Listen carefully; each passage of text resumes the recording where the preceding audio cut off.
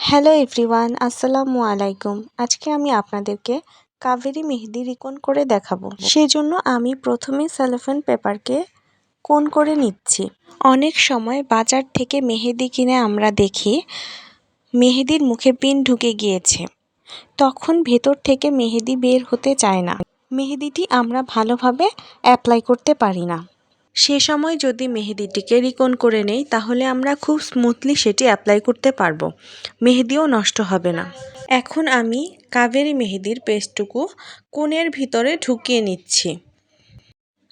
সবটুকু পেস্ট এখন ভালোভাবে ঢুকিয়ে নিব। এখন আমি কোণের মাথায় টেপ লাগিয়ে নিচ্ছি, যাতে পেস্টগুলো বাইরে বের হয়ে আসতে না পারে।